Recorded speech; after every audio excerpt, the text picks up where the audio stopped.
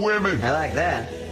What kind of music did they play? Everything, house, techno, hip-hop, garage, soul, world, new, old, uptown, downtown, underground. Hello, everybody. Here we are. I am Mark, a.k.a. Maria. And I am DJ Dank. And wow, this microphone is loud, so I will speak softly. But, you know, with the way my voice has been, it can't hurt. You're coming back. Your voice is coming back. I'm coming back, baby. Yes. I'm coming back. Next week, I'll be singing like some Ethel Merman. Yeah, so we are under the Golden Gate here at Mutiny Radio. This is actually our last show at Mutiny Radio. We are moving over to Polk Street. We are going. Yes, we will be the voice of Polk Street, and you'll also be able to see our asses because we will be vodcasting our shows from now on, so you can see us or listen to us later. Yeah, we are now live vodcasting. This will be fun. Yes, we're trying to go with the newest technology. So yeah, so over at the new studio, we got a great setup there. We got the grand piano there. We got guitars. We got we got a view of San Francisco, a view of the Polk. Yep, and afterwards we're going to slink on down to Divas and the Cinch and all the other colorful places over there. And or to Mark's Bar, that's another fun place. You know, our friend Ginger Snap bartends there, so always throwing out a shout out to Mark's place as well. Yeah, that's funny. You know what's interesting was that the Lush Lounge, when it was there, was a very sort of half, kind of mostly kind of like 80% straight, 20% queer, very queer friendly kind of place. Mm-hmm. And it moved up the street, and it's like almost too straight. And ironically, Mark's Bar is becoming what Lush Lounge used to be. So it must have something to do with the location. Well, I always thought the Lush Lounge was straight. Well, when it was over there across from Divas, whenever we go into Divas, and we would do the whole tranny thing. And when we got bored of the show over there, we thought we'd bring the freak show over to the straight place. And well, because I mean it's a giant straight weekend party place. I mean, I've walked from the movie theater over there on the Van Ness up the Polk back to my place, and it's been like a war zone. Yeah, what's crazy is here's what I find is there are places that are clearly queer, like Divas. You got places that are kind of extremely queer friendly, meaning that they're interested in trannies and people coming in. In a place that at one time was the gay section of the world, basically. I mean, the Polk was in the 70s the main gay area. Now it's down to we have the Cinch and we have the Gangway. And Divas. And in Mark's, you basically have, you have Ginger Snap bartenders. So whenever you go in there as Maria, people are always super interested in hanging out and seeing the shtick. But if I walk into some of the other clubs, and I won't name them, nothing wrong with them, it's not that they're not queer friendly, they're just disinterested. Well, it's the way they're back. And it's hard when you go into a place and you're fabulous and you're dressed up as a woman and you walk into a place and they completely ignore you. Well, who can tell how anybody's going to behave? Yeah, and I think the reason is because they're basically meat markets. Because there's no reason to talk. Because basically, from what I can tell, is that their objective is to hook up. Yeah. And so the idea of speaking to a drag king because it's interesting would never occur to them because their entire objective, they're like 20-somethings want to hook up. And again, nothing wrong with it, but that's just the deal. And what's interesting is that Lush Lounge, the sort of Lush Lounge vibe, is back at the Mark Bar now. So, that's what we found here. But in the meantime, Andrew Roberts is doing a show. He's off being famous somewhere. He's going out to Tracy, California. So, I mean, he's getting up to the bigs. He's going back. But we do have a great show coming up next Thursday. Dan, why don't you tell us about that? Well, next Thursday, I mean, this episode of Under the Gate Radio, we are dedicating it to show off and all things show off because we have an amazing show set up for you guys coming at the Red Devil Lounge this coming Thursday, May 23rd, starting at 10 o'clock. Doors open at 9, $10 to get in. And you ask, what do you get with that $10? And I will tell you will get two bands. You will get not only Darling Gunsel, and our good friend Flynn Whitmire will be here in a little while to chit-chat about that, but we'll also have Darling Gunsel, who is like Corpus Hideous. Well, Darling Gunsel, Corpus Hideous first. Then I did flip-flop them. Oh, yeah. Sorry. Okay, well, Corpus Hideous with Flynn Whitmire. Good drugs last night, wasn't it? Well, I was drinking. So I'm kind of scattered. But anyway, and then, of course, Darling Gunsel, amazing synth pop, and good friends of mine. So glad they're going to take some time out and come perform. And then we're going to have at least 3 comedians and 4 ladies doing the burlesque. Yeah. Including Rasa, who I guess is kind of burlesque, but she's more belly. Yeah, more belly dancing. More belly, yeah. And then we are going to have about 15 drag performances. It's going to be an enormous show. And I'm going to be performing there. Maria will be performing with a lady with boobies. Yeah, that's going to be fun. So I'm trying to figure out what song to do. I basically gave her 2 choices. Oh, there you go. And one was I Enjoy Being a Girl, which I played on the piano before, which this time I'm going to play guitar, and I've never played on the guitar before, so I got to figure that out. Or maybe like These Boots or something classically fun. I mean, I wanted to do like a beautiful Buddhist kind of spiritual song, but that's not going to go over at a drag show, right? Like a mellow song. You never know. Beautiful song. I mean, well, you don't want to kill the show. Yeah, with exactly. something too downer, or something that makes people just want to go smoke a cigarette. You wouldn't want to kill a drag show with a song about contemplation. No. No. It's about celebrating and drinking and wearing fake boobies. Yeah, exactly. So why don't you spin a few tunes? Okay. And then we'll get back to the show here. We get back. Hopefully, we're going to have Darling Gunsel here in the studio. We'll have Flynn Whitmire. We're also expecting Pristine Condition, of course, my co-host for Show Off. David Hawkins, who'll be doing comedy. Juan Medina, who'll be doing comedy. And we might have some surprise drop-ins. You never know. So what I'm going to play right now is the newest song by this group called The Classics, which has 2 X's at the end. They'll be opening for the Presets this weekend at the Fox Theater, and this is their new song. So here is Classics doing Holding On. All right.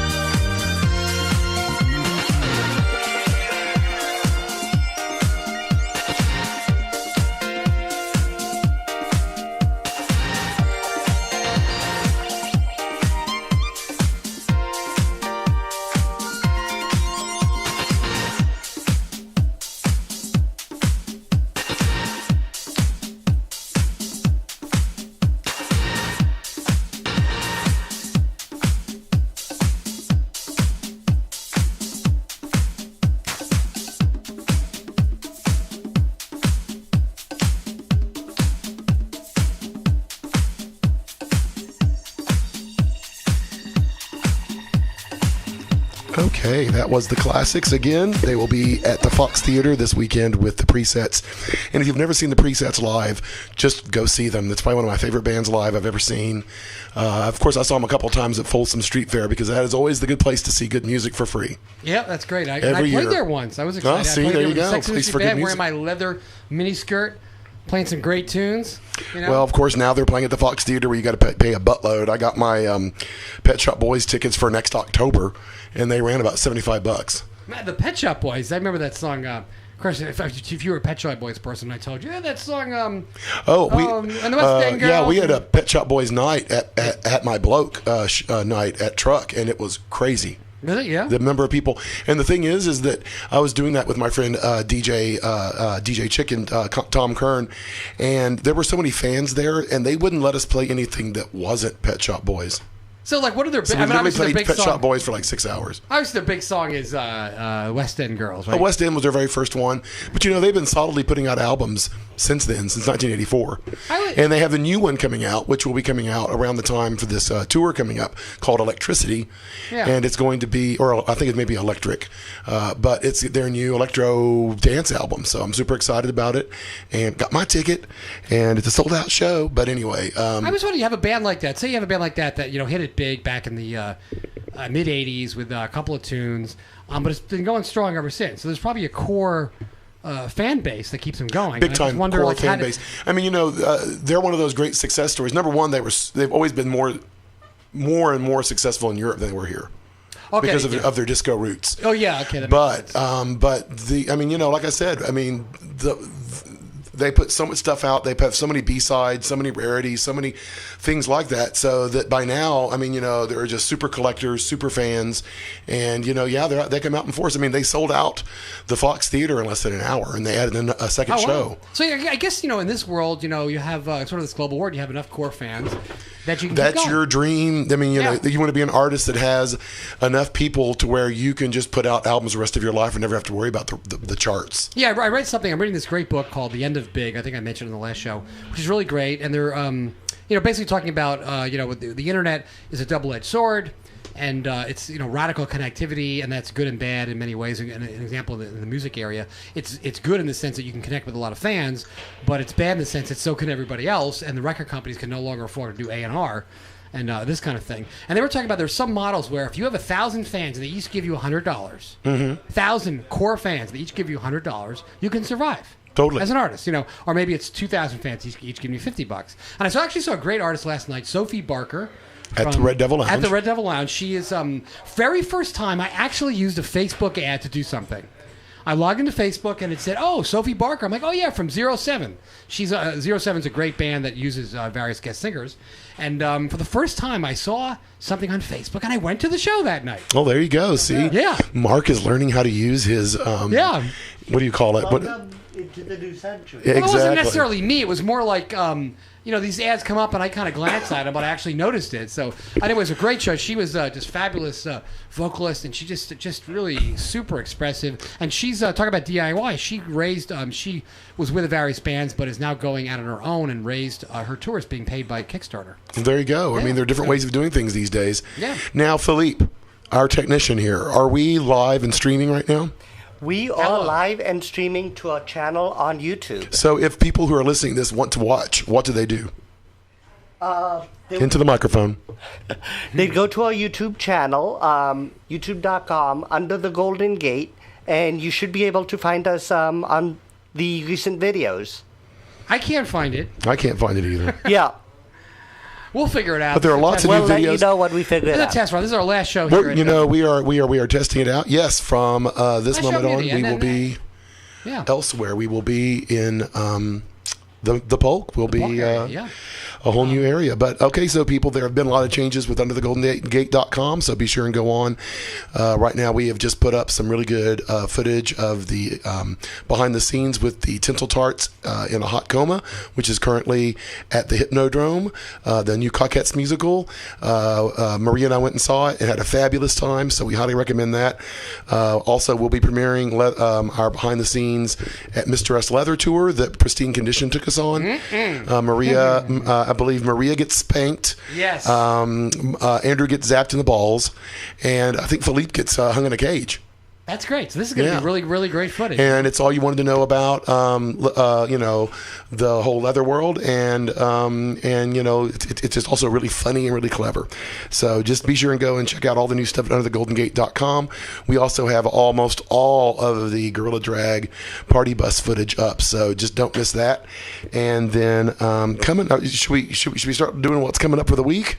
Yeah, you know what's coming for the week, and then we'll do the news. Okay, well, basically what's coming up is on Sunday night, in 2 days, the cameras of Under the Golden Gate will be going to Cocktail Gate to visit with Suppository Spelling and all the great people over at Truck.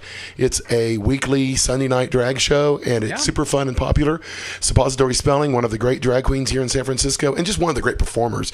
Super glad to be doing that. And then on Tuesday, or as we in the Meow Mix world call it, Tuesday, I will be DJing at Meow Mix, which will be at the Stud starting at 11 o'clock. Ha ha. That was me being facetious because we never started at 11. I'm usually DJing until like 11:30. It's called drag time. Drag time, and it's also Ferocia drag time, which is even bigger. But the theme is 4 birthdays and a funeral, because we will have birthdays for Duplicity Dilemma, who will be here momentarily, Avocado Jones, Chaos Adams, and Feliz Navidad. So it's going to be a fun night. I've decided to do a Live and Let Die music mix, and so I'll be DJing music that says live and die and all about that subject. Paul McCartney. Actually, what I understand that Live and Let Die is the only post-Beatles song produced by George Martin. Oh, wow. I think so. George Martin came in to produce the James Bond theme with Paul McCartney for Live and Let Die. So, any other items? Well, then on Thursday, of course, will be show off at the Red Devil Lounge, and of course that starts at 10 o'clock. Tickets can be bought for that ahead of time at RedDevilLounge.com, and it's just going to be a super fun night. I can't tell you enough how awesome it is going to be. So, and then on Friday, I'm a busy boy. On Friday will be my monthly British Music Night bloke at Truck. I'll be doing it with Steve Fabus, who does Go Bang at the Stud, and our theme is a new wave. It's going to be a new wave knockdown. We're going to have lots of new wave. We're going to have the turntables out. Steve's going to bring out a lot of rare vinyl, so it's going to be a fun night for all. So free from 8 o'clock until 1 a.m. So just come out and for all the fun. And I'll be back in a minute. Let's just go ahead and go to the news now. We'll go to the news. Here are the news. Normally, Andrew Roberts does the news with us, but Andrew Roberts is not here, so I got a few news items. And we always like to start off with things that are new and interesting as opposed to the same old crap about politics or hunger or the economy or whatever. Big news. New Star Trek movie coming out, right? That's the big item in the news. That's what I'm doing. Yeah, exactly. So this is the second in the pre-series of Star Trek, right? And Dan, you heard some comments? Well, Entertainment Weekly gave it an A. Yeah, but the bottom line is you're going to go see it. Right? As soon as possible. Maybe we can just end the show right now and go. Yeah. Another item in the news. So clearly just remember to see the Star Trek movie. The other item in the news is kind of sad. The Kepler satellite has gone berserk. Do you know what the Kepler satellite is? I don't know her. It's the satellite they put up to find other planets around other solar systems, and it has malfunctioned. Oh, no. They've been finding like all these extrasolar planets and trying to find life out there. The damn satellite malfunctioned, and they think it may be dead forever. Oh, no. So we need to pray to hope the Kepler satellite comes online. But, of course, the next question we got to ask is, what is the advantage of knowing if there's other life on other planets? Like, let's say we found another planet with water that looked like it had life. Like, what would happen then? We'd beam our radio telescope at it? Or we can't send a probe. It would take 100,000 years to get there. So, like, any ideas? I mean, I suppose the whole they point? could get SETI on it to see if they're intelligent life. We could eject a big paper plane into the air. Yeah, I guess so. I mean, it's pretty cool. I mean, I guess we got to do this kind of thing. Somebody's got to do it. Mm-hmm. Because imagine this. Do you think that it's possible that we are the first intelligent civilization in the universe and that the universe is going to be populated with intelligent life and we're the ones who are going to start it? No, I believe more like there was one before us and they blew it all up, and so we're the next one, and then we'll blow it up, and then there'll be another one to come around. Yeah. So, in other words, nothing we do really matters? Not really, no. Yeah. So, I think that's why you should have a life of happiness. Well, why not hedonism? Yeah. Well, that's what I'm living. I'm in San Francisco. That's right. That's kind of my point. Well, what keeps you moral? What keeps you from like stealing and just like moral? Being evil? I don't know, because I don't want to do mean things to people. I want to do pleasurable things. Why? that's just my nature. If nothing matters, nothing you do matters. Right. Well, I'm not a violent person. Oh. I don't want to cause pain. I don't want to cause undue destruction. Hey, what do you think? Because Achilles? Which, of course, means when the hordes come through, I'll be one of the first ones to get killed. But hopefully I'll be having an orgasm when that happens. Yeah. Well, I mean, in my opinion, it's like if you don't do bad things, it avoids drama. And who wants drama in their life? That's true. That's a good point. Karma is, heaven is here on earth. If you want to go to heaven, be happy right now. And the way to be happy is to get that negative energy out of you. Good point, Philippe. You get the ring for the day. Another one I saw on the news. Ding, ding. Yep. I saw an article that they said that peak oil, the United States Energy, what's this thing called? The IEA, the International Energy Association. I don't know what. Doesn't matter what they are. Said that peak oil is not here. That peak oil is a little bit further out, and as a result of that, we're spending less and less money on alternative energy. And natural gas is here to save the century. Right. So the news is that it's killing the alternative energy world. And here's what I say. I say we don't know what the hell is going on. And that basically the news is still controlled by big corporations in various ways. And they're going to say whatever they want to say so that for example, oil companies may want us to believe there is no peak. So remember we were talking about how imagine a science fiction movie where the internet is controlled by lots of little entities that hide information. We don't really know what's really going on. Mm-hmm. Like without ABC News and a lot of these big companies, as much as, they were controlled by big corporations as well, with a distributed network where nobody controls anything, right? There's like a potential for a big science fiction movie that maybe we really don't know if there's peak oil or not. It's just nobody really knows. It's just all this. Stories will be created to do whatever is required to do to get corporations to make money, and there's nothing to stop them. No. Right? So that's the world we're living in. I think it's a really cool science fiction movie, kind of, Well, let's go for it. Yeah. Now, the question I have about the news today, this week, is I've been trying to follow this Angelina Jolie thing, okay? Oh, God, yes. And now I understand if you have cancer, because I've had friends who have, are either dying from it or have recovered from it or have gone through it, have had lumps removed, have had a mastectomy, all that kind of stuff, right? Yeah. I never quite figured. Now she didn't have cancer, right? And she's doing this as a preventative measure in order to keep herself from dying. Yeah. That she might get it in the future. She had this cancer gene, right? That her mother had. That her mother had, and so the question is, okay, so she had her breast removed as a preventative maintenance measure, right? But she didn't have cancer yet. But she didn't have cancer. So you sit here and go, okay, what's the real story? Is the story? Yeah. What the real story is? Okay, based on the research, does this gene? How much does it increase your probability of getting cancer by 10%? By 5x? Right. And remember, she's setting a precedent for other people. So no, that's what I was reading here. There was an op-ed piece saying, is this going to cause a lot of people having mastectomies that aren't necessary? Number one, they're very expensive. And number two, you're cutting a piece of your body off. Yeah, that's right. So if you do have children, you want to feed them with. Here's my argument that it won't start a trend of mastectomies. Just because Michael Jackson Mansectomies? Mastectomy. Vasectomies. I like mansectomy. Michael Jackson had a ton of plastic surgeries. That didn't cause a rash of people doing plastic surgeries. No. Michael Jackson's weird. We're talking about Angelina Jolie. Well, but you remember Angelina Jolie before she married Brad Pitt, she was weirdo central. That weird brother she had that she took on the date to the Oscars that time and kissed him. And then just all the other kind of... full brother? Yeah. Did they use a condom? I don't know. I didn't ask them. Oh, okay.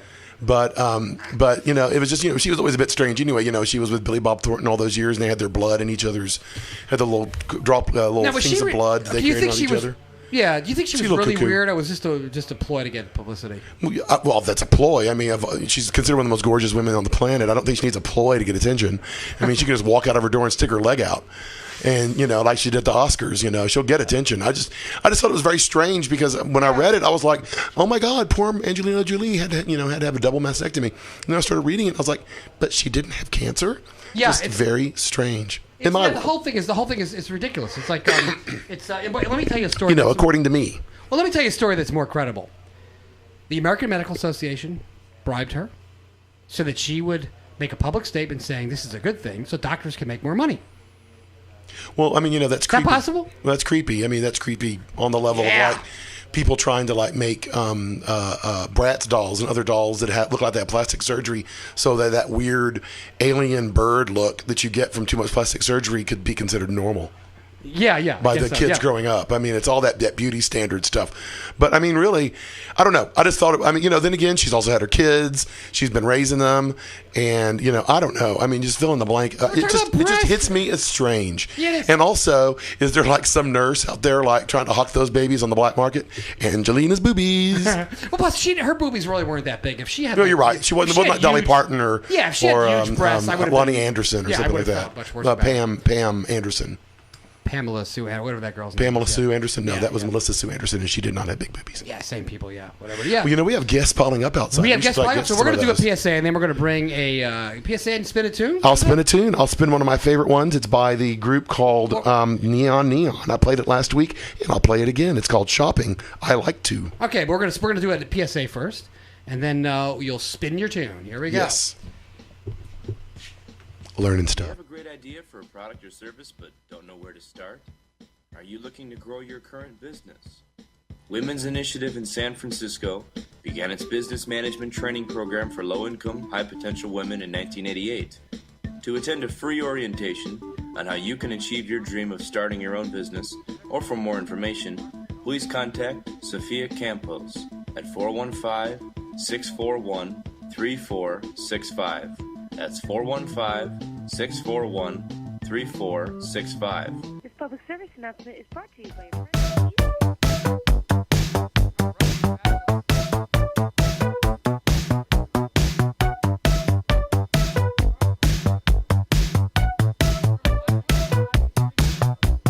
Retail is in the detail.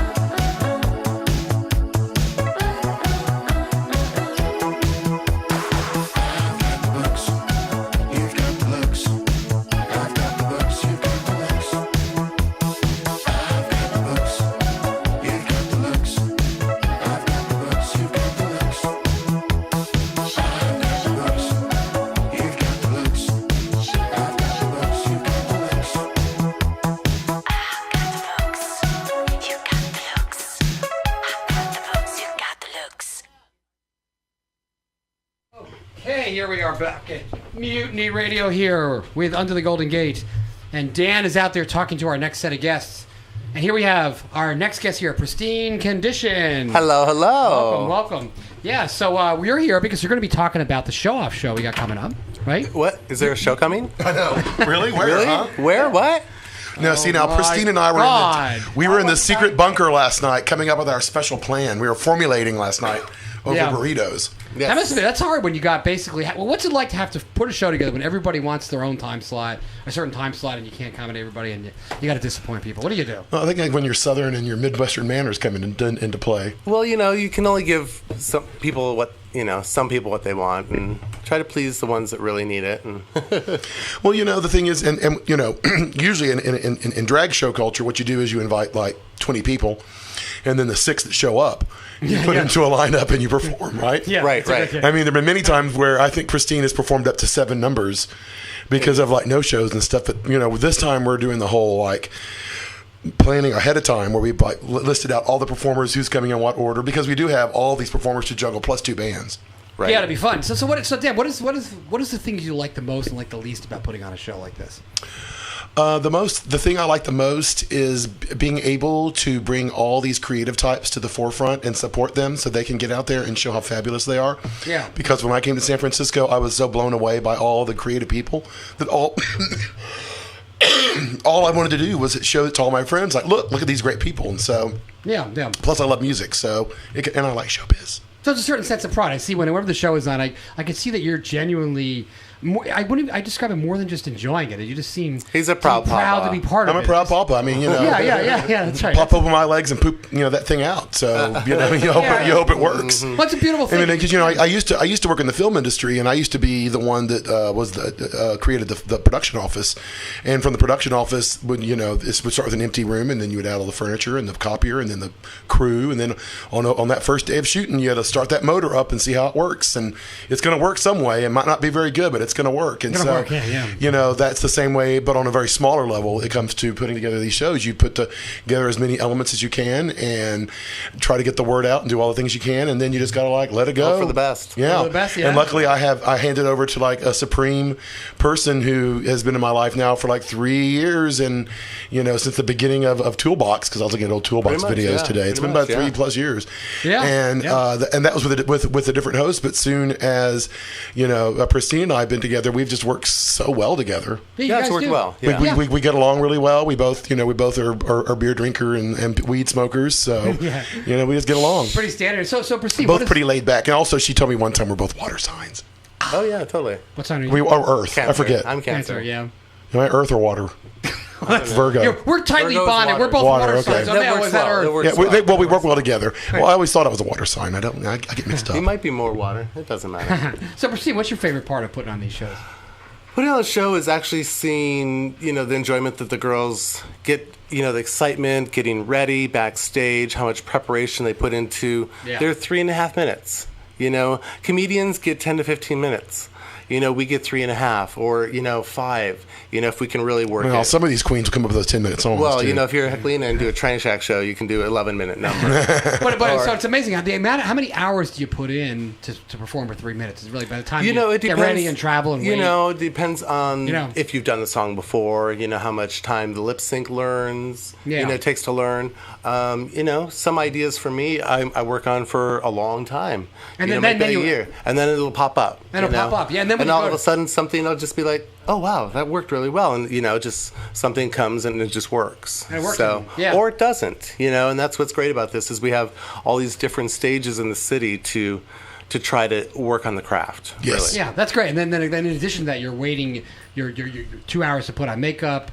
2 hours of hanging around in the show, all to perform for 3 minutes. Right? That's, Exactly. For 3 minutes. It's not really and a drink ticket. And a drink ticket. Maybe 2 if you're lucky. But it's a stage is a stage, and and it's also a party. Stage, and they have the adoration, and it's such a supportive community, especially at our show. Especially, that you could basically fall on your face, and we'll still, clap for you and say, "All right, girl, you did it good. You felt good. You phony! You're thanking me when I knew I sucked. You got a good ass bloody nose. All right. It's so not about making money because none of us make any. I mean, if lucky, maybe you'll have lunch the next day. Yeah, how many dollars an hour you get for doing drag? Like a quarter. So it's not about the money, definitely. No, it's about the fun and the the expression, of a different part of yourself, and giving other people something to look at and enjoy. Yeah, a lot of people don't have the balls to get up on stage, to put on makeup, to put on a dress, to put on heels, or to do any of And other people will wear the balls hanging from their face. Right, exactly. I'm willing to get up there and present myself, and for those people that can just want to watch, we need those people as well. Otherwise, we're just playing to our friends. We put on a party. And we invite all of our friends to come and dress up and play and do a number. And so that's what the show is a party. It's a reason to go out and drink and hang out with your friends and just be zany and kooky and fun. And have a good time, And explore. But other people have other things. I mean, a lot of people are working out, inner demons, or whether or not they prefer, dressing like a woman or a cow or a dog or whatever. Or a goat in Andrew's case. Or in Andrew's case, a goat. Or a cat.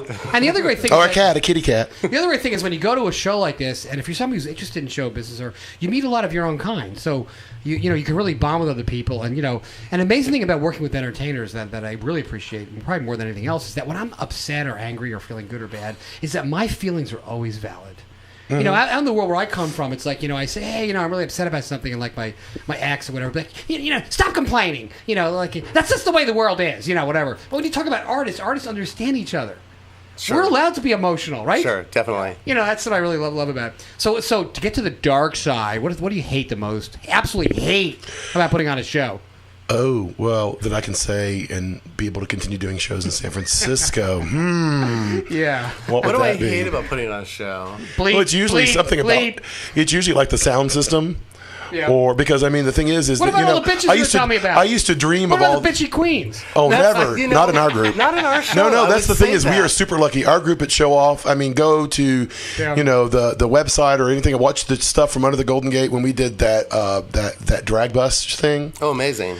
You can feel the community that we are of supporting each other. There wasn't a grouch on the bus. Oh yeah, it was totally out of fun. It was so magical. So I'm really excited with all the people we have. Then again, I don't think that Christine and I really put out the energy to get some of these more. Well, some of them want money too.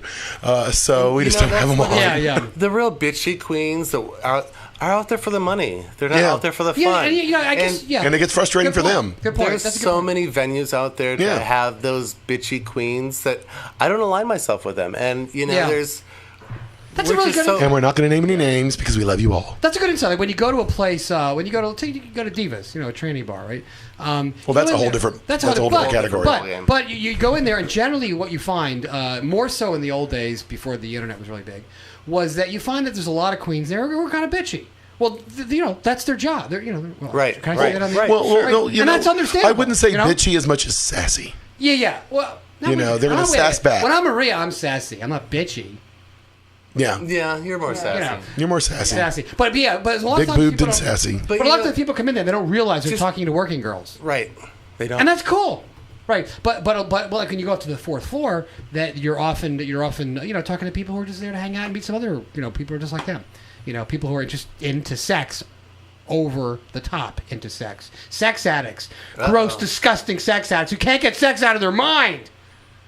Well, that's San Francisco. Anyway, so no, there's yeah, you get the idea. The bitchiness in my club, we leave at the door. It doesn't even enter. It's you probably that's a good point, if you're going to be a big sass attack, more than likely you won't be asked back. Exactly. Yeah, that's great. And the thing is, I understand the thing about the sound system. Like I would say for sure that that is one of my biggest fears, especially being in a band. Right. It's amazing how people don't realize very often you can't hear yourself. You can't. No. Especially if you're singing. Yeah. I started an interview with Roger Daltrey where he was trying to where at Woodstock he could literally not hear himself. He was singing in key, but he was just in a different key that Pete Townsend was.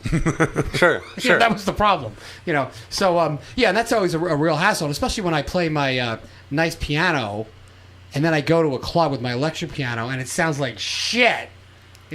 So that's a real. I know. Well, see, that's one of the things I kept on thinking. Oh no, I'm going to get up into the bigs and get to bigger clubs, and they're going to have better sound systems, and that was wrong. No, Red Devil Lounge, almost never. That's why we're so excited. Is set up for music, for concerts, for all that stuff. Yeah. It's a beautiful space with beautiful lighting.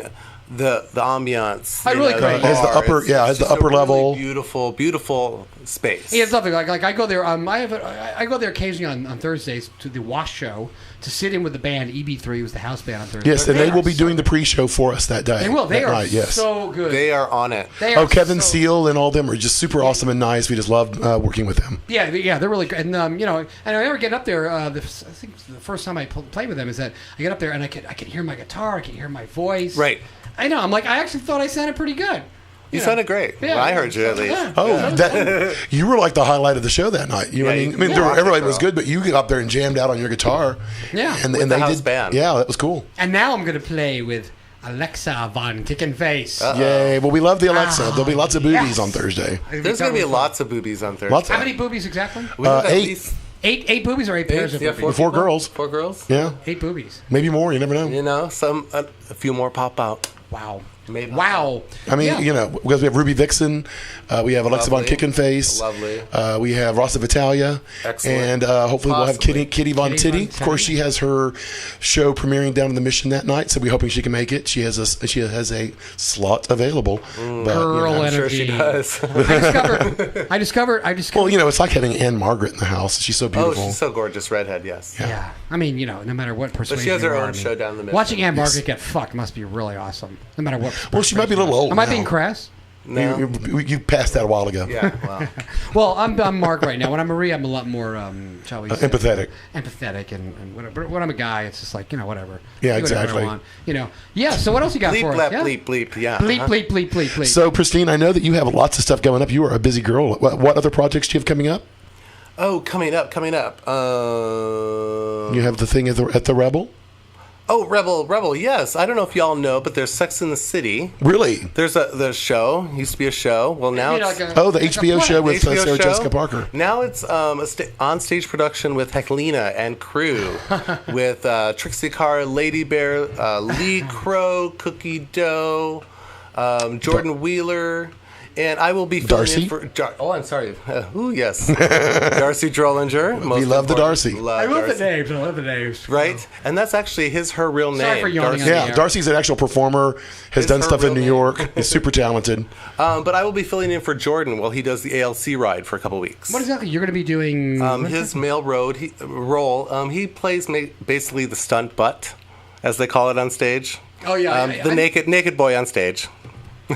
Yeah. Yeah, I remember the first time I saw I've never you. done that before, so I'm really nervous. So, did you Good do Lord, the I've seen you in everything but like a little bitty like thimble. So you'll see me basically full frontal and full... Well, there you full go. rear. I've And never so- seen your wang. Well, there you go. Get a chance to see it at Rebel, and You might. Yeah. Really? That's the great thing You about never this know. city is you get to see a lot of naked people. you do that. And I saw you last weekend at the Rocky Horror Show, which was an amazing night. Or with Patricia Quinn. Yes. Pat, if you're Oh, in, if you're in with her. the know. It's Pat, yeah. Love you, Pat. It never was a dull just moment in this amazing. That was if a you super don't know, fun she night. played Magenta in Rocky Horror Show, and this is the 40th anniversary of the onstage production. And I really like the the concert original aspect of it. yes, the I mean, original. the original one from London. The, Right, the original show. with Richard O'Brien. So and those guys. we did the music, all the music. Yeah, it's and like a in little bit concert. of Slight acting, and she opened the show and closed the show with us. It was truly a blessing. Truly a was blessing. awesome. And also, who was there was Jason Brock, who we love. He's been here. he was here. Oh, yeah. Oh, Yeah. amazing. We got him to sing a cappella. Oh, He destroyed our microphones. I'm That sure power. he did. He was Yeah. like Aretha Franklin. Oh my God. He did the closing song of Rocky's "I'm Coming Home" as Aretha Franklin style, Oh, well, as, God, he as got really Jason belted. Brock. Oh yeah, it was stunning, and the audience whole went house nutsoid. was in tears. Yeah, it was crazy. Amazing. Yeah. Other talented people there were Valentine. Trixie was there Yeah, again. Lady Lee Bear, Crow. Lee Crow. And Ruby Vixen, who'll be performing on Thursday. She was a backup The singer. Nellies were there. Mm-hmm. It's a really community. It was really community. It was. event. It was- of Yeah. high quality. performers. Peggy Yes. Legs. Oh yeah. You can't. I mean, you can't. It's hard to go to all the great shows. I was. You a little can't. town like this, you know. Well, you know, I was bemoaning about missing something the other day to my friend Johnny Cat, and he was like, "Don't worry, Dan. In another week, there'll be like an only in San Francisco thing you can go to." Yeah. And they keep Right. coming up. This is San Francisco, and if you can't go to everything, but good, there is just so much going on, and that's why I'm glad under the Golden Gate we're going out and covering some of this stuff, so people will be able to see what it is, a little bit of what we get to see all the time. Yeah. We take for granted. Yeah, Totally. That's right. Yeah, I mean, yeah, it's like, you know, and that's what I came into San Francisco. The whole idea behind when we were putting the show together was that there's so many amazing. You know, I moved from the suburbs, and here there's so much amazing stuff going on. I really wish I wanted to share it with other people. Yeah. Right. You know, it was like this sense of like even riding when you move into the city, even riding the bus and sitting next to somebody you would never have normally. I can't believe people read a book on the bus because I'm like going, Yeah. why aren't you watching that guy over there? Yeah, yeah, you know, exactly. there's always something to watch. Right. It's never Crazy. boring. Oh, people watching on the buses here is so amazing. It is. Oh yeah, I've seen full-on fist fights happen right in front of me, explode right in front of me. Yeah. So- It's great. And I remember I was out in the East Bay where I used to live in the Matrix, and I remember living in my house, you know, playing my piano in the living room, wondering what was going on in San Francisco. Like one day I'm gonna, you know, play piano. Oh, there's some nights I hate sitting at home by myself. I'm like, Yeah. I know something fun's going on. It's like I'm unfortunately a starving artist, so Yeah, you can realize, you know, you sit there in the suburbs, sitting there in your home, you know, kind of visualizing what the world might be like, and you think all these big thoughts and epic thoughts about the world means this and everything. But if you're just sitting there, not meeting anybody, you're not really going anywhere. That's how I felt, at least. for me, it became very when I first met some people from San Francisco, and a girl told me that she was more concerned with creating instead of consuming. That's Oh awesome. yeah, okay, that makes And sense. that was that Yeah. thing that I was partly out of the matrix. I was still living in Texas, as you call it, but that was that thing that made me that really stuck with me. That idea, I was like, oh my God, I am a consumer. Yeah. What am I creating? What am I putting out there? Yeah. And you know, since then I've created like 7 or 8 different shows and events, and you know, some have been big hits, some have been medium hits, some have been next time. But the thing is, I'm out there doing it. You learned. Yeah. And the feeling of accomplishment is more than I can say. Yeah, it's like that. Pays it off. It's that expression, like I forgot what it was. Some famous guy said, "I always know that half my projects are going to be failures. I just don't know which ones." Yeah, you keep throwing things up at Yeah. the wall, and eventually something's going to be big. Yeah, yeah. And I'm hoping next Thursday is going to be big. People, get your tickets. I don't create. I express. Yes. I am here to express the way that I feel. So, do you have a hint? Your shirt's leaking. Is it really? Are you, yeah, you're expressing. Yeah. I'm expressing myself. So, do you have a hint about what might be coming from Pristine Condition this Thursday night? in Ooh, performance? I was very inspired on my walk over. I might do some Nina Hagen. Ooh. In German. Ooh. Yes, yeah. I saw her at the DNA Lounge. I don't speak any German, no, but I know one word like Hauptbahnhof. Well, you know, that's always what's good about doing the lip sync. you know, it's a lot of You fun. don't have to know the words. But you have to lip sync German words. Yeah. Eschenglatz de Foul. You're really going to learn German words without knowing what they're. Oh yeah. How the hell do you do that? Well, how do all those actors come from Like I Europe? said, And this one's been in months in preparation. Like you were talking about Listening before. to the about this iPad, so in other you know. words, if we don't get the film right, you're going to kill us. If it's not lined up, bitch. You're actually not going to kill us. You're going I'm to gonna kill be Mike. saying watermelon in German. Well, actually, we have a special treat. Dave Johnson, one of our members of the group, and our tech is going to bring his big, gigantic 3-chip camera. Ooh. So we're going to have 2 cameras this time. Nice. So that's going to be total fun there.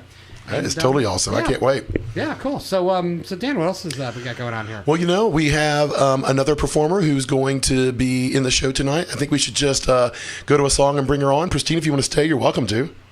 Sure, Or I you can can- stay for a moment or two. Okay, well, then Yeah. let's bring on Duplicity Dilemma and let's just put on a little song right quick. Give us Or do a you want to tune. play a PSA and educate Put them? on a tune. I want to get some air. Okay, I am going to play a song by Darling Gunsel. It's my favorite. It's the one I can't stop humming. And it's the one you should be going. When you hear this, you should go, this is so good. I'm going to go to RedDevilLounge.com and buy my tickets now. Yes. So show off next Thursday. And this is Darling Gunsel with their big hit, Straight Girls. And you need to turn me over, I think. Perfect.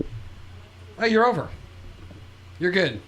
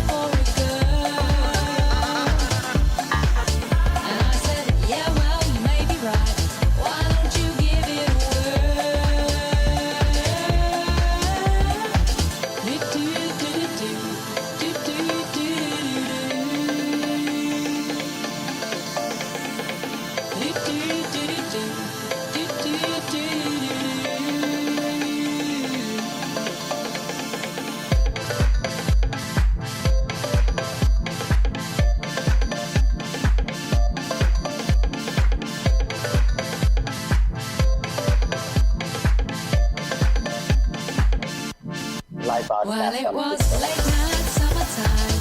You dragged your foot in the sand.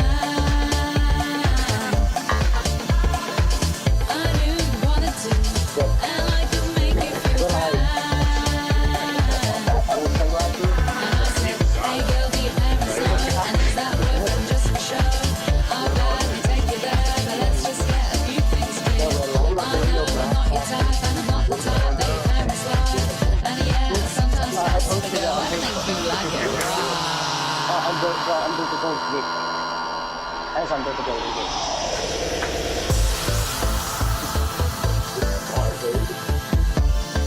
I could post it to yours. Okay. Yeah, there's no up there.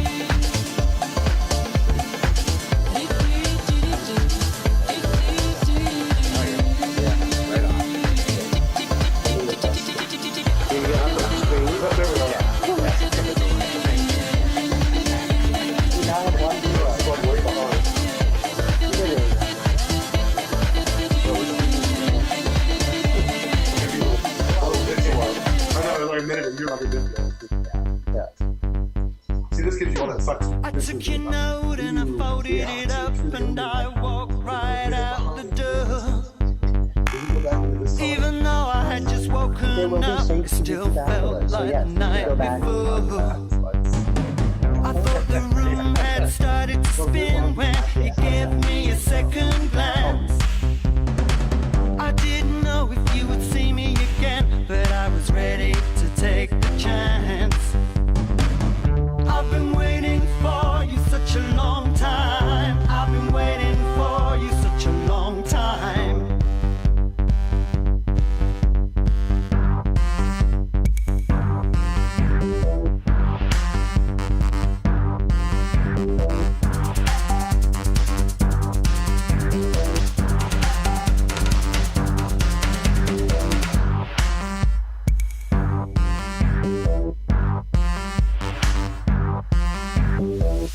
In my dreams I tried to call you up on 1,000 nights before, but every time I did the signal cut and the phone slipped to the floor. I heard my heart beating in my ears louder than the dial tone.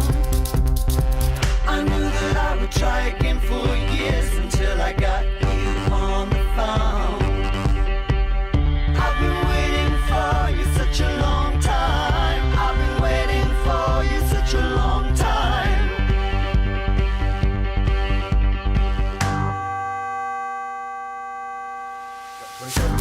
20 seconds. It's a really long song. The mics are up, but we're professionals, so we're gonna mix the two together. All right, we'll fade it out. Okay, and we're that just being was goofy. Who was that? And that was My Robot Friend with guest vocalist Alison Moyer. Oh yeah, she's. It great, was one of yeah. those things that's like what you call like a rarity. Because I had no idea My Robot Friends did a song with Alison Moyer until I accidentally found it on YouTube. Oh wow, it's great. Yeah, so you never know. We were just talking about tonight I'm going to take it easy because as Maria last night, I'll be Maria Saturday and Sunday night, and tomorrow night I'm going out with a cop who's a cop by day and a tranny by night. Impress me. Yeah, don't you love this city? Is that fucking hot or what? Sexy. Yeah, talk about kinky and crazy. Let's bring on our next guest. Hey, welcome Duplicity Dilemma. Hi everyone, how are we doing? Carpenter by day, drag queen by night. That's right. That's right. Yeah, perfect. You know, so I never know how I'm going to see you. You know, do you like yourself better as a man or a woman? Well, I like them both. Oh, you I like do? them Yeah, both. Yeah. I like myself better as a woman. Yeah. I'm more popular as a woman, but yeah, that must be hard. That is hard. Like, that's, kind of an ego. Fuck. It's an ego fuck. Can I say that on the radio? Fuck. Okay. Yeah. I always. It's like being a superhero when you go out and drag. It's like you get so much attention. Like I always wonder, like this Bruce Wayne, like even though there's nothing going on, he gets dressed up as Batman and goes out to a party just because he doesn't want to be a loser. Right. And be ignored. Like you imagine. That's the way I feel sometimes. Yeah. Sometimes I don't even make it out of the house. Okay. All right, enough of me. So what? So you're gonna be in our show next week. I am. I'm really excited. You're like a constant because I mean we always have you on our show because you're one of my favorites. Thank you, sweetheart. Now this new space, I'm really excited about doing it. It's just a really really cool space. I'm so glad you guys landed that. Yeah, And so, we are too. Yeah, so I'm hoping that we have some people come out and party and play with us. And they have great lights. The lights are really fun. Yeah. I mean, you got these crazy lights Yeah. going up and down, and then, the idea is that, that's Polk Street, kind of what used to be very gay. Started converting straight. We got to kind of balance that a little bit and get it right. Gotta bring a little homo back. We gotta bring it back. Yeah, let's gay it up a bit. Let's bring some homo back to the Polk. Before the cinch goes completely straight, we better inject it with some hormones or something. I had some friends that were straight friends, and they were bemoaning the fact that they went by Chemo's, which of course is not Chemo's anymore. It's some kind of like god awful straight bar, and I do mean god awful. And she was just like, "Oh my god, I walked by there. I was just so sad." And this is coming from a straight person. I know it's people who are, from that kind of lifestyle or person, of course, it's like you don't want to going out with those people. Well, and the events coordinator at the Red Devil Lounge, Jen, we love her. We love her. Her uncle, bless her uncle, was a big old Leatherman from the scene. Exactly. So she grew up around the Leather Daddies. That's why she wants to bring us back in and help, bring that back to the scene. Working together. Well, it depends on what people are doing. Like a lot of people, what you find on Polk Street is the reason why if I walk into a club and they ignore me, it's not because I'm not fabulous. Of course, clearly. It's clearly. Don't have to worry about that ego. You have to have a lot of confidence to be a drag queen. Anyway, but it's almost always because it's a meat market. So when people go out, either they're trying to get laid and they just don't want to see anything else, which is what the vast majority of people in their 20s and 30s are doing, I think. Or they want to see a cool show. It's a different kind of vibe depending on the deal. I like seeing a show myself. That's one of my things. If I go out to something, I want to have something happen. Right, yeah. I did too. But of course, there is the new gay bar on Polk Street at Mark's on the corner. We were talking about this earlier. Is that like technically gay bar? Well, now it is. Because Ginger Snap is converted into a gay bar. Ginger Snap is, how could, Well, she infected it with this gay energy, right? Yeah. But they weren't really sure which way to go because that whole market down there on that end of Polk, all of Polk generally gay. It's just that hipster. No offense, anyone. No offense, hipsters, but yeah. They're too busy having attitude to be listening to our show. Okay, but no, and so they weren't really sure which way to go, but it looks like they are going to be, officially a gay bar, and they're going to be putting up the gay flag in front of the bar shortly. Is that right? Awesome. Yes. Good for That's them. what I did. So how does that work? So a person opens it, and they're deciding. I mean, who is the owner? So they also own Encore, which is up on California Street. It's the karaoke bar, and it's a gay couple, Mark and Chris. Oh, totally, I know them. Yeah, they've been in the community. I've drunk with them. Run by our good friend Tim, right? Yes. He's always wandering around the different bars on Polk Street. Right? Yes. So.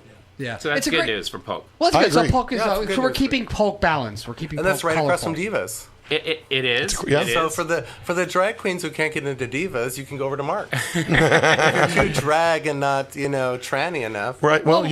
Yeah, we got to keep a few straight people there because when I used to go over to Divas a lot, we would go to Divas and get our get off. The thing about Divas is not technically a gay bar.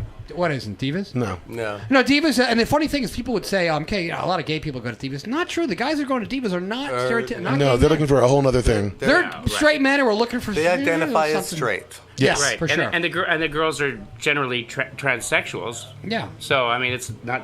It's They really not a gay bar. They just got that all important junk downstairs. Oh yeah, well all you know is that a transsexual's got to work hard to be a woman. So they're exactly they're close enough. Yeah, in this city, close enough. Yeah. Yes. yeah, for sure. No, but it's great when I took my sister into Divas and she was in there. She goes, these girls are hot. Wendy, you are the only genetic girl here. Okay. No way. And the best compliment she said to me was, you know that hot tranny over there? You should really fuck her. To me, that was a compliment.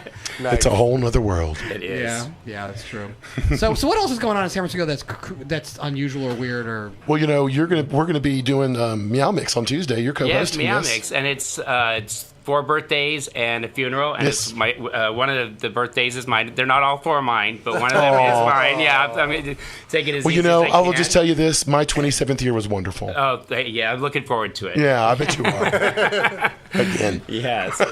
So yeah, and again. So I'm co-emceeing with Ferocious Titties, of course, and of I'm course. really looking forward to and that. she'll be performing at Meow Mix. Oh, we'll have 10 titties. We're gonna have 10. Oh, if you had Ferocious. That's 12. Show off. Excuse me. Ferocious counts for 4. At least. At least. Yeah. Yeah. Yeah, I put up when I posted her video the other night. I put, look at the lungs on that girl. Yeah, she can. We got to get her to sing more. You know, Dirty. We do need to get her to sing. Yeah, we do. I Need love her it when she I do. sings. I think she needs to be challenged more because I think she has so much talent that she could take that and channel it to a stage career. Yes, That's not just drag queen. It could be a performer. Period. And you know the thing about her is that whenever I look at her, I can totally imagine what she must have been like at 7. A precocious, look at me dance, look at me dance, look at me dance. Like, exactly. I'm gonna do a show. Exactly. Oh my God, she must have been so annoying. Somebody shows up. Here, sit down. I'm going to do this number for you. Yes. You know. Watch the show. What are her parents like? Her mom's real nice. I met her mom. Yeah, Yeah, I she's met her really mom. nice. Yeah. And her brother is completely different. Yeah. You know, real nice guy, just real quiet. Didn't want to be in spotlight. You know, was not in drag. Wasn't a drag. That's terrible. Nowhere near it. So get back to gay bars. Tell me about the gangway. So the gangway is right around the corner from me. Is that like a daddy bar? Well, the gangway is, that's, I guess technically, and some people might argue this, it's supposedly the oldest gay bar, continuously open gay bar in the city. That's what they say. That's what they say. It goes way back. Nobody to, else is alive to way back to the Gold Rush? No. Hurt near, yeah. Yeah. But what I understand, it used to have live jazz and stuff there. So At a gay bar? Well, that's Really? weird. Yeah. That's crazy. I love that. Queer. That is queer. So what is it like? So is it a daddy bar? Or is it a? It's I don't know how to. It's a community It's bar. a neighborhood bar. Yeah. Can Maria? What would happen if Maria walked in there? Would it be? They'd ignore you. Well, first they'd have to pull their faces out of their cocktails. Which at that bar, at that bar, they really do enjoy their cocktails. That's why they're there for. They're really cheap drinks. Really, the bar staff is really friendly. So, but it's a dive. It's a genuine dive. That's great. Yeah. That's what I tell people. It's on Like, Crack Alley. It's a quarter of crack and stoned, isn't it? Pretty much. Well, check it out. Yeah. If not, it's a block away. Well, I tell people who have never done drag before and they want to go out as a woman and they're afraid. And I always tell them the worst thing that can happen in San Francisco generally is people ignore you. Like if you go to a meat market, like a 20-something meat market kind of place. So, So the worst thing can happen in the gangway is they ignore Well, I suppose you have to be careful, what neighborhoods you go to. But I mean, you're not going to get in drag and go to. The wrong neighborhood. Nob let's Hill, put it at for that. example. Yeah.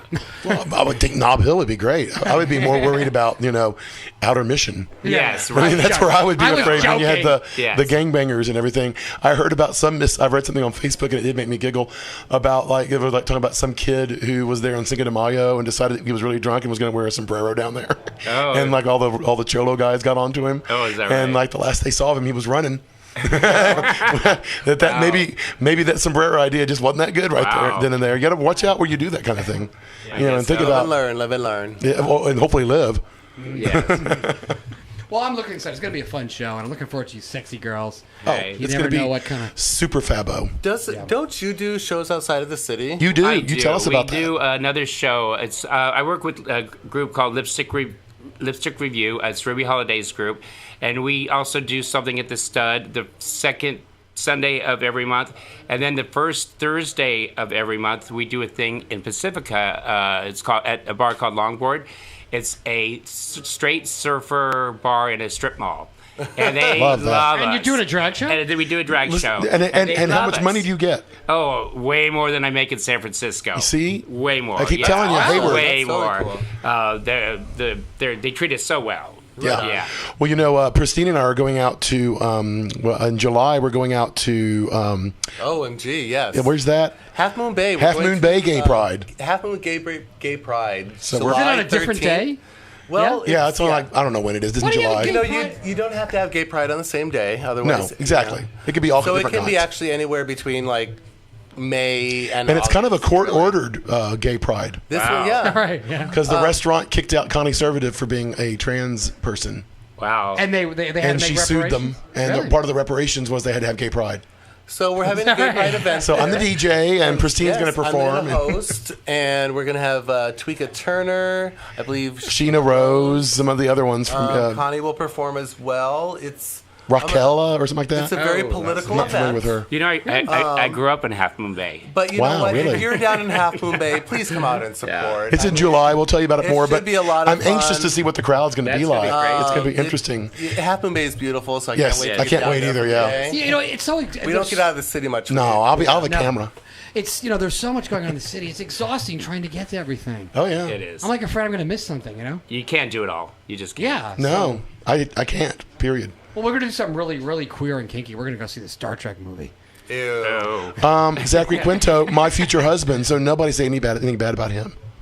Because I'll be Spock. In the movie? Oh, Spock. Spock. Yeah, Spock. Yeah. Oh, yeah, Spock, yeah. Of course. Yeah, for sure. So we're going to go to a PSA here, and then... Well, is there anything else that either of you want to announce that's going on or you're doing? Or Esta Noche tomorrow night, Saturday, is doing a benefit. Oh, that's right. The Esta And I'm Noche gonna be benefit there to for keep that, them yeah. open. Try People to go out and give help Esta Noche some moolah or some dinero. They They need do to drag raise a there? total of $9,000. I don't know where they're at right now. Yeah. To keep the place open for the year. And so we're doing a little drag show. Heclean is going to be there. Anaconda is going to be there. I'm on the list doing performances. When is this? All the money's Sunday? benefiting.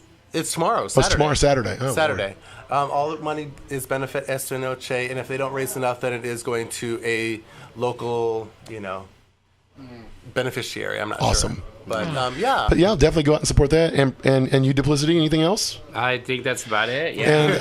And Yeah. Duplicity, you also do handiwork and construction and stuff I like that, do. correct? I am the man for the job. I Right. do. You're a jack of all trades, I am right? A jack of all trades. Yes, I do construction. Or Jill. Yeah. Or Jackie well, Jill. no, I kind of do it as a boy. Yeah. But for the time being, I mean, for So the if right somebody price, wanted I to- will do it in drag. So if somebody wants to get hold of you and hire you for a job, how do they do that? They contact me at duplicitysf@gmail.com, and that's a good place to contact me. We have used her at Under the Golden Gate, and we highly recommend her. Thank you. 4 stars from us. Do you do painting? You I do paint painting. walls? I do. Okay. I do electrical, You do windows? plumbing. I don't do windows. Ah, there you go. You do electrical. I do. Ooh, yes. see? Okay, well, let's go. So Awesome. thank you two for coming Thank out. you. We'll see you Thursday Thank you, night. guys. I'll see you Tuesday. Well, I'll actually see you before that because we're going to go flyering. Yes, we are. I'm so excited. Oh, yeah, you're going to go. You're going to Yeah. drag and in the day wa- wear. Perfect. Yeah. Firing down on the Awesome. wharf. Yeah. We got to get that on camera. Well, Make we that need to part of bring. the, We part need of to the bring. documentary on the show. You know, this is part of DJ Dank's a giant plan on bringing as many people into this damn show as possible. Yay. Perfect. Frick All right, yeah. great. Hell Thanks. yeah! Thanks So- for coming out, guys, and we'll see you soon. Okay. Coming up next with Darling Gunsel. Yeah. TASH is a civil rights organization for and of people with mental disabilities, autism, cerebral palsy, physical disabilities, and other conditions that make full integration a challenge.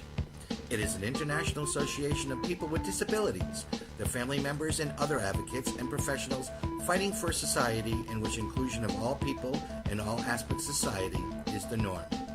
Members of TASH are concerned with human dignity, civil rights, education, and independence of all individuals with disabilities. They actively promote full inclusion and participation of persons with disabilities in all aspects of life. TASH believes that no one with a disability should be forced to live, work, or learn in a segregated setting. That all individuals deserve the right to direct their own lives. TASH's mission is to eliminate physical and social obstacles that prevent equity, diversity, and quality of life. For more information of how to get involved with TASH, visit www.tash.org.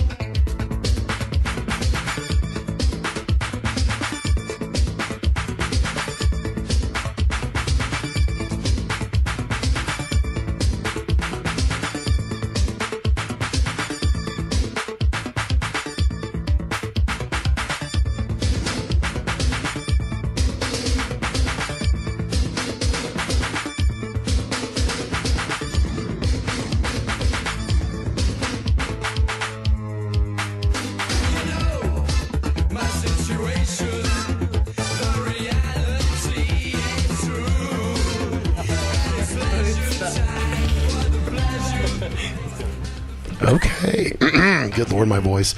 That was Visage with Pleasure Boys. And you can hear more of the New Wave next Friday night at Bloke, where I'll be doing New Wave all night with Steve Favis, and that is at Truck. So, but right now, we're still talking about Show Off, which will be next Thursday. Next Thursday at the Red Devil Lounge, and we are lucky enough to have in the studio the members of our big guest stars, Darling Gunsel. Welcome. Thanks for having us. Welcome under the Golden Gate. I love musicians. I was just talking last night. I was at the Red Devil Lounge last night seeing a show. Sophie Barker, I think, from 07. We were talking about how musicians are honest. Right, because you're expressing your innermost feelings. You can't lie as a musician, you know? Sometimes, yeah. You're not just not honest to each other, right? Not to each other. Yeah. Yeah. Okay, so why don't we start off with each one of you introducing yourselves and and telling what you do in the band. I'm Ricky Terry, and I play keyboards and write with these two. And I'm Jezebel, and I sing and we all write together. So yeah, it's a fairly communal band in that sense that we all write together. But and you know we all sort of swing in and put our input on different things. But when we perform, I just sing. And I'm Dr. Scott, and I don't sing, but everything else. That's not true. I've heard him sing. He's actually not bad at all. I bet he's not. Yeah, it's horrible. So you're bringing up the rhythm and all that kind of... Yeah, I produce, and write, and we all three sort of write the music, and yeah. I do most of the production, I'd say. But, yeah. That's cool. He's kind of our Alan Wilder.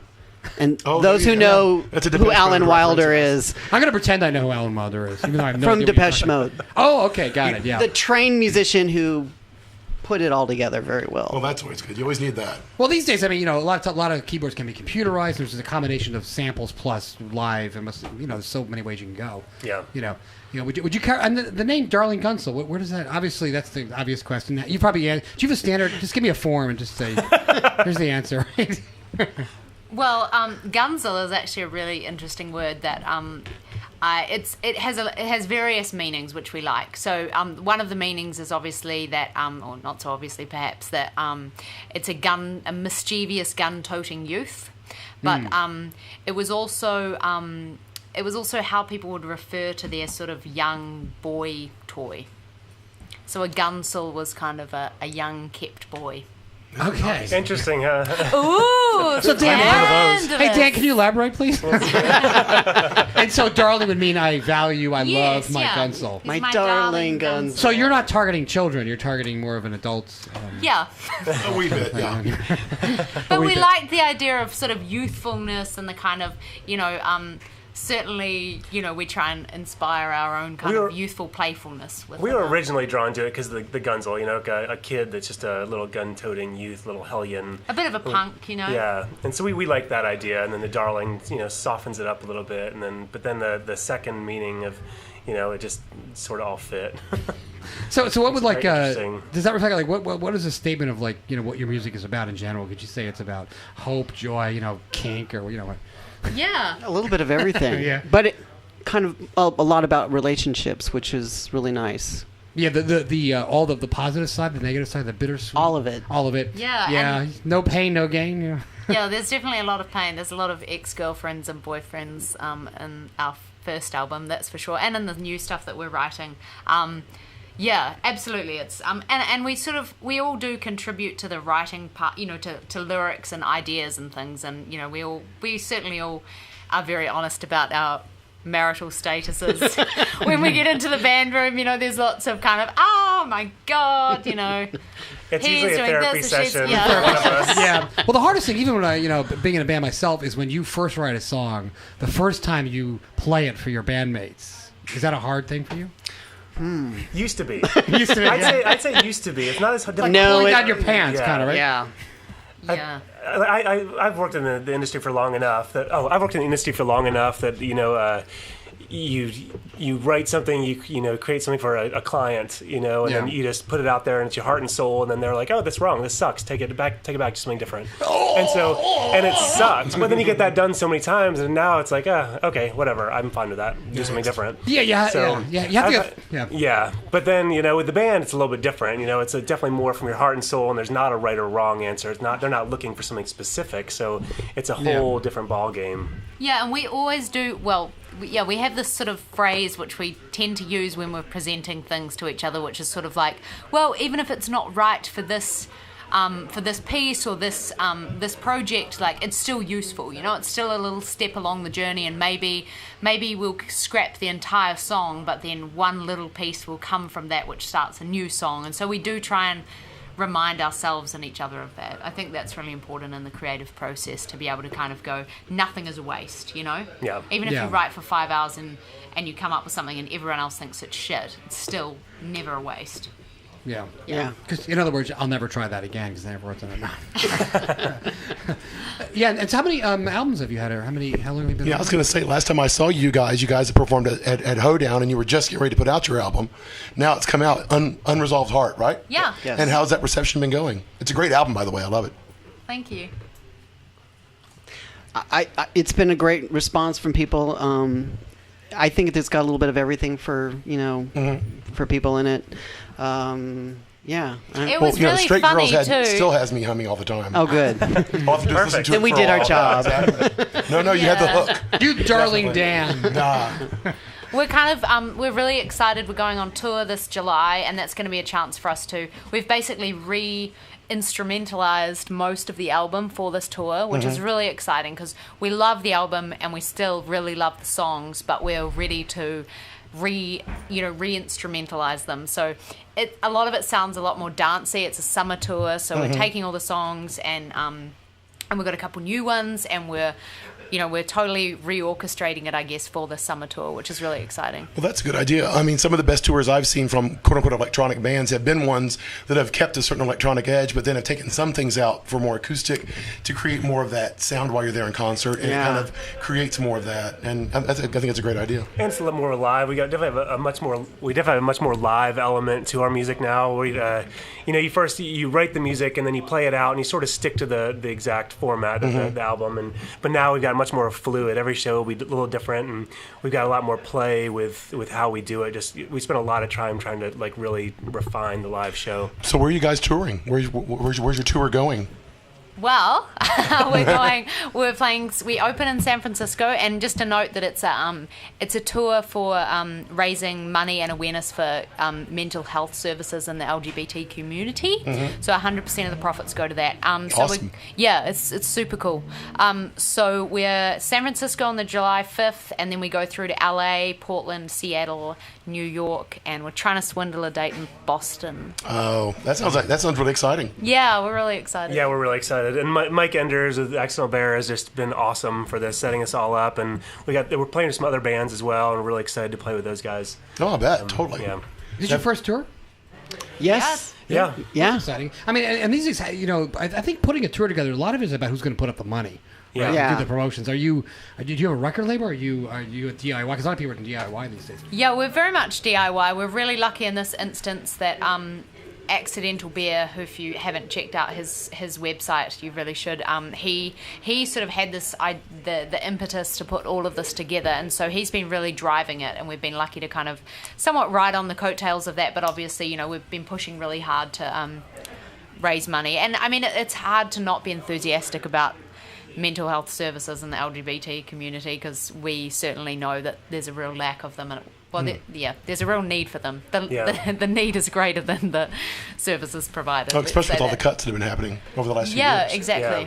Yeah. I think when you do DIY, you learn a lot about the business. It's like, a lot of people take it for granted in the old days what a record company does, and record companies are evil and this and that, but they do put up a lot of money. Right? They put up money. They also just have the marketing power, behind them, and the years experience and the networking. So that it'd be awesome to get it. But there's so many bands now that do it independent, indie. Yeah. And especially with the what's that website? The Kickstarter. Yeah. There's a lot of bands just totally, funding everything with Kickstarter. It's the amazing. girl I saw last night, Sophie Barker, was doing that as well. But I get, like I said, the internet's a double-edged sword. One is you access so many people, but so does everybody else, and so the corporate machine doesn't weed out the the noise, right? And then how do you market yourself? But it really does give your fan base an ability to help you out and express their appreciation back to you. That's a great idea. Well, this book I was reading said if you have 1,000 fans and they each give you $100, you can earn a living. Of course, in your case, it would be 3,000 fans. Whatever. Maybe that model works. I mean, who knows? I think we're trying to figure it out. Yeah, and I think we always try to remind ourselves, time will weed out the sort of noise. We constantly say to ourselves, just focus on the music. Just focus on the music. We could honestly, if we had the money, hire 2 people to full-time run social media and marketing for us. It takes that these days. Yeah, it really does. And so there's a point where you're like, fuck, we've spent we've spent 3 hours working on marketing, and now we've only got 1 hour or 2 hours left for band practice. And so there's this constant kind of balance that you're fighting between I've got to stay, we've got to stay focused on the music, but the stuff is important. I'd say that's the most stressful thing about being in this, doing this, is having the time to do all the social media and remember, we got to do all the music stuff. I was going to mention also when you talk about the labels, or who's putting up the money to get us the tour, and it's not so much the money as it is the calling all the venues, trying to set up the shows. When can you get here? How many people you can get to the shows? All the promotion, the marketing. Holy cow! It's more than a full-time job for one band. You know? Just that part of it. I imagine there's a certain amount. You have to give them a certain amount of guarantee. Maybe you have to put layout money, and again, it comes down to making sure you get enough people in there. Yeah.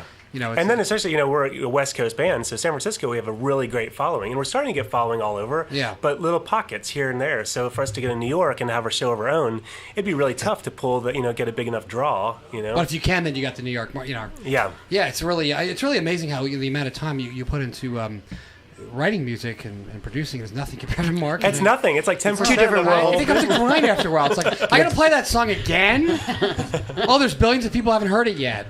That kind of and you would think by now, hadn't everybody heard it yet? But no, I was my band, Sex Industry, who's kind of coming back, sort of. Flynn, our singer's like, I don't want to play Mannequin. That song's so overplayed. I'm like, Flynn, there's about 6.5 billion people who haven't heard it. Do I have to play that again? Yeah, if you want to be in a band. That must which is cool because we're really, again, we got the chance to go back and reorchestrate everything, and that's fun for us because it keeps it fresh. We had a band practice the other day, and we were all like, "Wow, these sound like new songs," and to feel them with fresh perspective is really enjoyable. Yeah. And then of course the other worry is make sure the sound guy is good at the venue.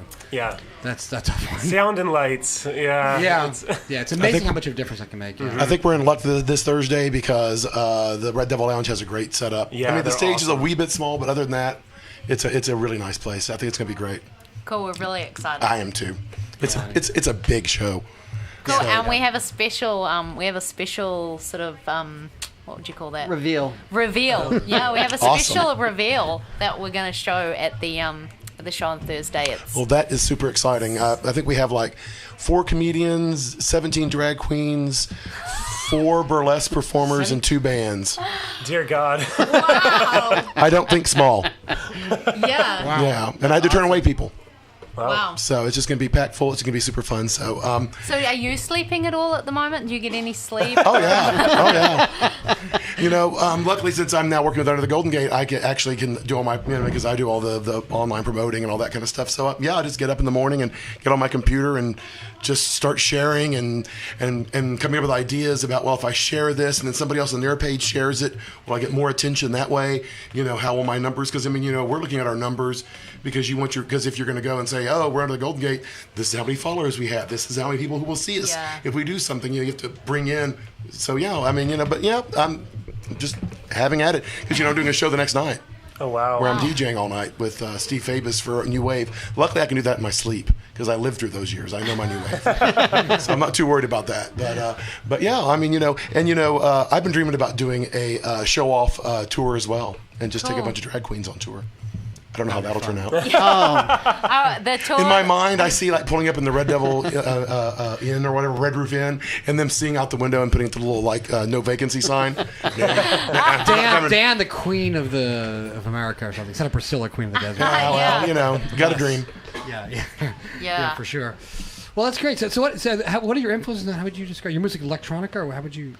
Yeah, definitely. Kind of all over the place, though. Yeah. I'm more. I love Depeche Mode and all the the old stuff like Front 242 and Nights of Ebb, and they all have their different influences. Yeah. Well, I definitely hear those influences in the music because I'm the same way as you. For me, when I first heard Depeche Mode when I was 15 or whatever, it was just like, that's kind of what I want to listen to. That kind of music. Yeah. I've always been stuck with synth pop. So. Yeah, definitely. It's like, and there's a big difference between are you a piano player as well, or mainly keyboards? There's a big difference. I mostly play keyboards, but when I was little, I learned on my grandmother's piano. She paid me to go clean her house, and I go play her piano. Yeah. So. Yeah. It's a difference. Thanks, Grandma. It's all paying off now. Sorry about that. Yeah, I'm not so good with keyboards. It's amazing. Like in my band, I do the piano mainly, and the other guy does the keyboard. It's almost a very different kind of experience, But I'm a little bit more old school. I like the old knobs and the old keyboards. Oh, the old analog. You heard it. Ricky Terry likes the old knobs. Yeah, I like the old knobs. the LFOs. I know him. Old big knobs that click. You like to touch things and. You like the tactile feeling of when you're changing to a 7, you know it's all the way up to 7. Yes. Yeah. It's great listening to some of those old tunes when they first brought synths in, like Hard Magic Man, Steve Miller, and some of the stuff back then. Oh, for me, I love listening to all the really old Kraftwerk and a Human League and all that stuff that's was creating the sound that eventually would become synth pop. There's so much there that is just so hypnotic and so cool. Yeah.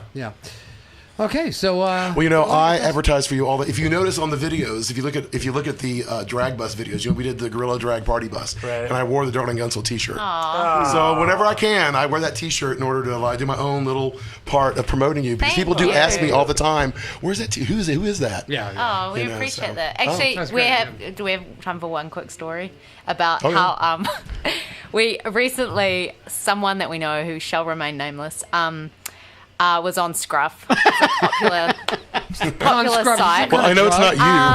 And not me. Anyway, it was their first time, and within the first, they took their profile picture, like their friend took it while they were having lunch. Correct me if I'm wrong here. Right. Anyone who was at the story. And anyway, he uploaded his profile picture, and within 5 minutes, someone had sent him a scruff reply. I'm not exactly sure how it works. Saying a woof. Saying I love your T-shirt. Are you a Darling Gunsel fan? So we're stoked that Scruff is some random guy in Philadelphia, never heard, didn't know us, just heard about us, and it's always exciting to hear that stuff, even if it's from Scruff. Well, that's the nature of the business. You will latch onto the devil to get sales, whatever it takes. Whatever we need to do. Scruff presents Darling Gunsel on tour. It's just, you just have to have the Scruff Pavilion back over there. Jesse's learning quickly. Okay, guys. So if people want to keep track of what's going on with you and what your tour date is, where they get tickets and everything, where do they go? darlinggunsel.com or darlinggunsel.com. So that's darling and then GUNSEL.com. And obviously Facebook and Twitter and Tumblr and all of those good things. And they can get your music on iTunes? Yes, iTunes and Bandcamp. If you want a physical copy with all of our smooches on it, then you can go through Bandcamp and we'll send you a copy. Oh, definitely. Okay. Or come to the show and we sign them. Exactly. Yeah. I was going to say, we will have a merch booth. I got somebody to do it. So if you guys want to bring merch, bring it. Yeah, you want one of those sexy T-shirts to up your scruff. Exactly, for your scruff profile. Scruff cred. Well, I highly recommend them. They've gotten me laid many times. But anyway, thank you so much for taking time to come and visit us. Thank you for having us. We are so excited to do the show next Thursday. Like I said, it's going to be giant and fabulous, and you guys fit the bill. Great. Awesome. We can't wait to be We there. really appreciate all the support, and everything. So Great. Thank you. Okay. Love fellow musicians. Great. Fabulous. All right, we'll see you then. So we're going to go to a PSA. So we're out of time here, but we will catch you next week. Awesome. Thanks. See you next week. Well, great. So we're going to go to a PSA, which is Donate to the Arts. These are sometimes separated from the mainstream due to their special needs. They may also struggle with inclusion. Others often make assumptions and judge people with disabilities without knowing the facts or getting to know the person. Suffering from a disability does not make a person inferior. All people deserve respect. This public service.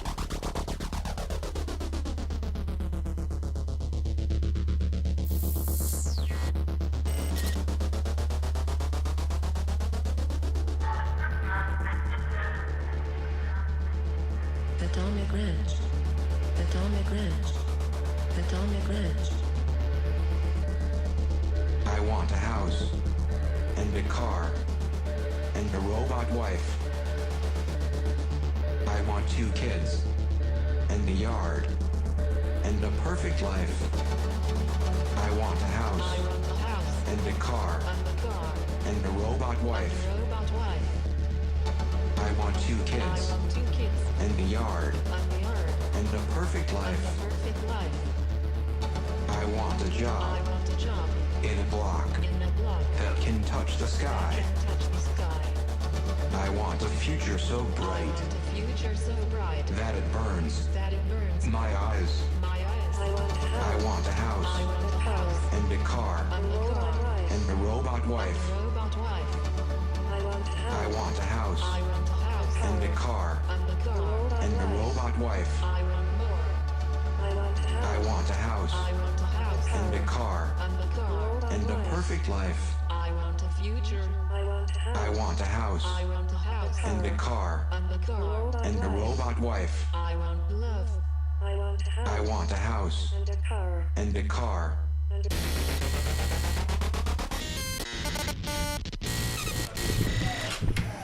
Okay, and that was off the new OMD album, and the song was called Atomic Ranch. And the reason I played that was because it was short. But, that was really great. I really enjoyed having Dawn and Gunsel in the house. That was great.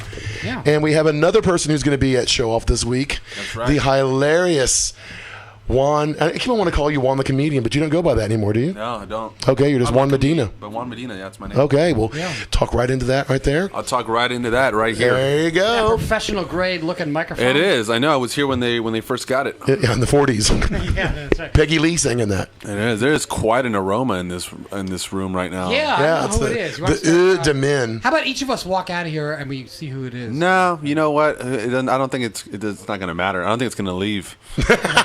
I think it's sitting in the corner. Yeah, I think it's right here. What's important is they can't smell us over the radio. If they could. That will be the next step in technology. That is the next step. The Odorama smell-o-vision. After 3D printers they got going now, you can print guns now. Yeah, they can. Yeah. So how you a seasoned performer or tell us? Seasoned? 4 years. 4 years. Yeah. 4 years doing it. 4 years of the gruel, right? 4 years of doing it, dedicated. But I've been doing stand-up comedy my whole life for my family and my classmates, and coworkers. Yeah. Yeah. And where do you have you ever gone on tour? Are you performing mainly in the Bay Area? I'm mainly in the Bay Area, but yeah, I've performed in LA and Las Vegas, but mainly in the Bay Area.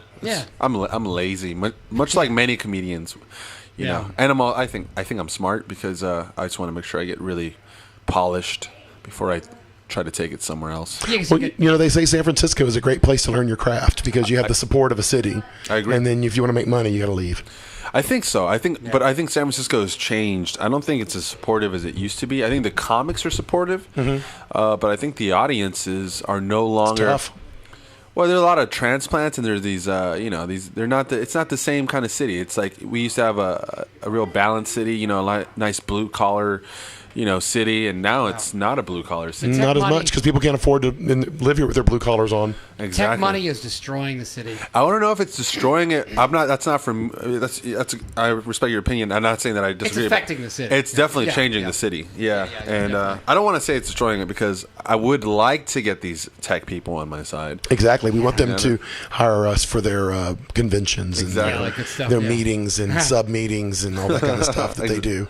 Well, how would you talk the jargon? Let's see if you fit into them. What kind of style do you do with it? Sort of, how would you describe your? My style is there's two important aspects to my style. I think the presentation is aggressive, so I yell a lot. But you're a fan of Sam Kinison? Yes, yeah, perfect. Although it's very different from Sam in the sense that I go for there's a jazz to it. Not saying that there isn't a jazz to Sam's, but I think Sam would use it to punctuate things every so often. Yeah.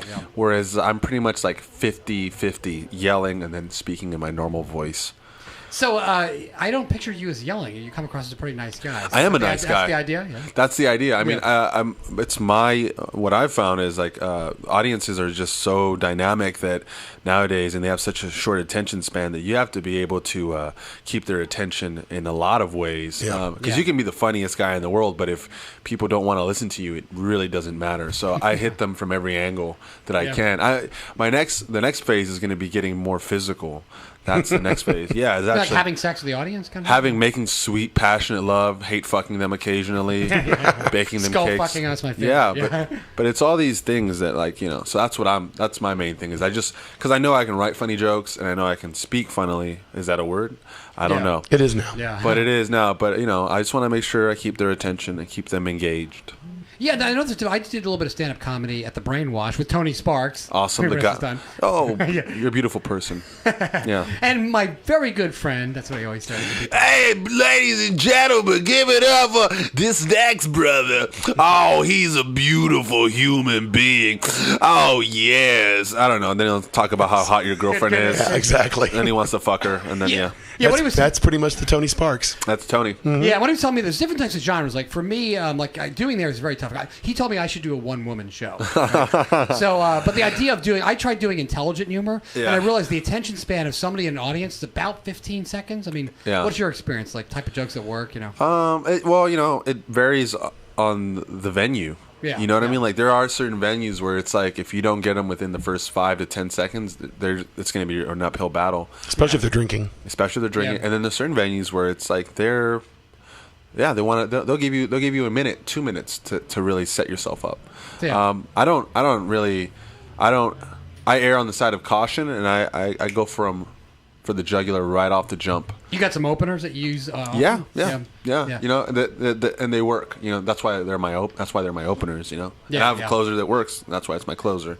Yeah. You know, and everything in the middle is being always constantly developed. But I have an opener that's I really like. Yeah. And what scares the hell out of you? What scares the hell out of me is just doing a bad set when I feel like it's an important time to do a good set. I mean, I guess let me be more specific because I mean that's a duh. I think all comedians have that, but my health. Like sometimes I feel like I don't go to the doctor. I should go to the doctor. But I feel like I have blood pressure issues. Like I feel like sometimes my blood pressure is a little too elevated, and like because of the style that I've chosen to use, that it could be dangerous. So sometimes I'm about to perform and I'm like, oh wow, my heart rates are really fast right now. I don't know if I should yell right now because I might just die or something. Bring the big one on. Yeah, so I just kind of like You'll make headlines. Yeah, that's true. Do it on stage. At least get up to stage before you go over. So what I do is I just end up kind of like toning it down, and then the booker will be like, well, what's up, man? What happened? You didn't do your regular thing. And I'm like, I didn't really feel good. So really it could be that the whether or not you do a good set is in part driven by the audience, and clearly, but also that emotional feeling before you get up there. I mean, that probably is a huge difference. Certainly as a musician, it really makes a difference. I think I might have anxiety issues. Actually, I know I have anxiety issues. It's just that I'm 5 months sober. I used to drink alcohol like really hard, and to deal with my anxiety, and so I don't drink anymore.